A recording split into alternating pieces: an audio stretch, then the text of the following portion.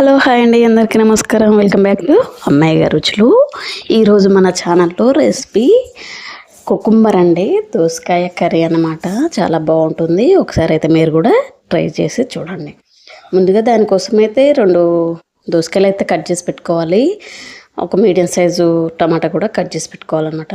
So next దానికోసం అయితే పోపు కోసము ఒక కడాయి అయితే తీసుకుని ఆయిల్ పోసుకుని పోపు గింజలు అయితే వేసుకోవాలి. దీనిలో ఒక చిన్నపాటి ఆనియన్ కూడా కట్ చేసి పెట్టుకోవాలి.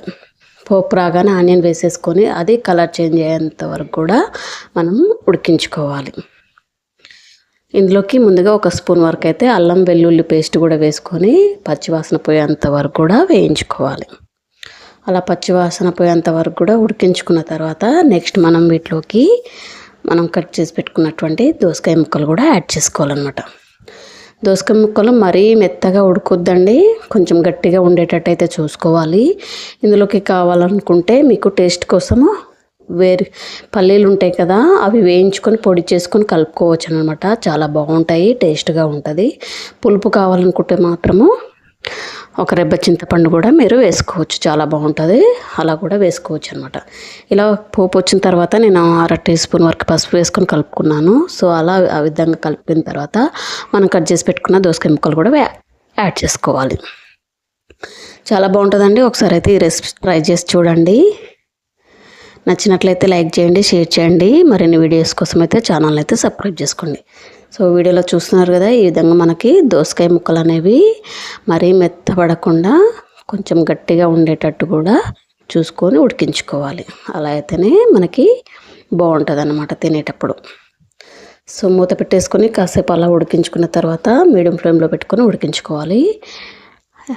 హై ఫ్లేమ్లో పెడితే అడుగంటిపోతూ ఉంటుంది. సో మందపాటి కడాయి తీసుకోవడమే బెటర్. టేస్ట్కి సరిపడా సాల్ట్ కూడా తీసుకోవాలి. తీసుకొని మళ్ళీ ఒకసారి అయితే కలుపుకోవాలి. సో మన ఛానల్లో మాత్రం మ్యాక్సిమం అన్ని సింపుల్ రెసిపీసే ఉంటాయండి. సో చాలా బాగుంటాయి కూడా. సో నచ్చినట్లయితే లైక్ చేయండి, షేర్ చేయండి, ఛానల్ అయితే సబ్స్క్రైబ్ చేసుకోండి.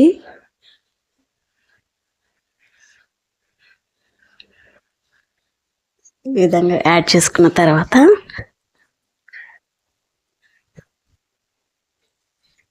ఒక మీడియం సైజ్ టమాటా కూడా కట్ చేసుకొని వేసుకోవాలి.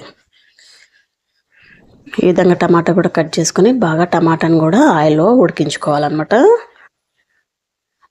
ఆయిల్ కూడా ఉడికిన తర్వాత వీటిలోకి మనకు కావాలనుకుంటే మీరు ఇందులోకి వెల్లుల్లి కూడా దంచేసుకోవచ్చు. ఆల్రెడీ మనం అల్లం పేస్ట్ వేస్తాం కాబట్టి అవసరం లేదు. కావాలనుకుంటే మాత్రం వేసుకోవచ్చు. నేనైతే దాన్ని స్కిప్ చేసేసాను. సో దోసకాయ ముక్కలు అయితే బాగా ఉడికిపోయాయండి. ఈ టైంలో మనము ఘాటుకు సరిపడా కారం పొడి కూడా వేసుకొని దాన్ని కూడా ఒకసారి అయితే కలుపుకోవాలి. వాటర్ కావాలనుకుంటే యాడ్ చేసుకోండి, లేదనుకుంటే స్కిప్ చేసేయండి. సో ఈ విధంగా కలుపుకున్న తర్వాత జీలకర్ర పొడి, ధనియాల పొడి కూడా యాడ్ చేసుకోవాలి. యాడ్ చేసుకొని మళ్ళీ ఒకసారి అయితే కలుపుకోవాలి. కాస్తంత ఇంగువ కూడా యాడ్ చేసుకోవాలి. ఈ విధంగా యాడ్ చేసుకున్న తర్వాత మొత్తం మిశ్రమాన్ని ఒకసారి అయితే బాగా కలుపుకోవాలి. వాటర్ కావాలనుకుంటే మాత్రం యాడ్ చేసుకోండి. నేనైతే కొన్ని వాటర్ మాత్రం యాడ్ చేశాను.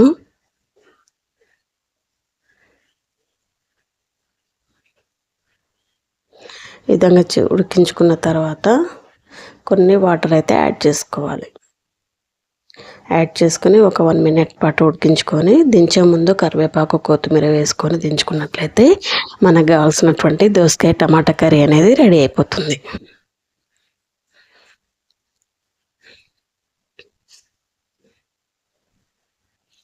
చూసారా, మ్యాక్సిమం మనకైతే కావాల్సినటువంటి దోసకాయ టమాటా కర్రీ అయితే రెడీ అయిపోయిందండి.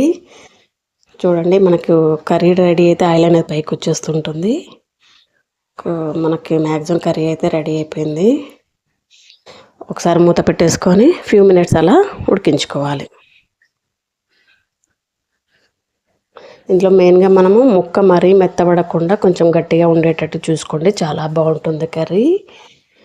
దించే ముందు మాత్రం మనం కరివేపాకు, కొత్తిమీర వేసుకొని కాసేపు అలా ఫ్యూ సెకండ్స్ ఉడికించుకొని సర్వింగ్ బౌల్లోకి సర్వ్ చేసుకుంటే మనకు కావాల్సినటువంటి దోసకాయ టమాటా కర్రీ రెడీ అయిపోతుందండి. పిల్లలు పెద్దలు ఎవరైనా తినొచ్చు అనమాట.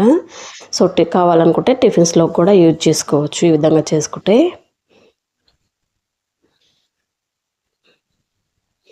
మ్యాక్సిమం అయితే మనకైతే కర్రీ రెడీ అయిపోయింది. నెక్స్ట్ సర్వింగ్ బౌల్లోకి తీసుకొని సర్వ్ చేసుకుంటే మనకు కావాల్సిన దోసకాయ టమాటా కర్రీ రెడీ. టిఫిన్స్ కానీ రైస్లో కానీ బాగుంటుంది. పిల్లలు కూడా దోసకాయ అనేది పుల్ల పుల్లగా ఉంటుంది కాబట్టి పిల్లలు కూడా చాలా ఇష్టంగా తింటారనమాట. ఈ ప్రాసెస్ మీకు నచ్చినట్లయితే లైక్ చేయండి, షేర్ చేయండి. మరిన్ని వీడియోస్ కోసం అయితే ఛానల్ అయితే సబ్స్క్రైబ్ చేసుకోండి. Thank you all of you. Keep watching.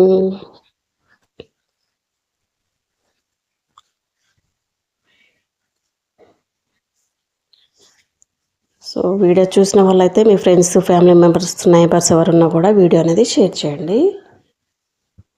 చూసారు కదా, మ్యాక్సిమం మన కర్రీ రెడీ అయిపోయింది. దించేసుకుంటే సరిపోతుంది సర్వింగ్ బౌల్లోకి సర్వ్ చేసుకుంటే. సో ఇది అండి ఈరోజు మన ఛానల్లో రెసిపీ. నచ్చినట్లయితే లైక్ చేయండి, షేర్ చేయండి. Thank you all of you. Keep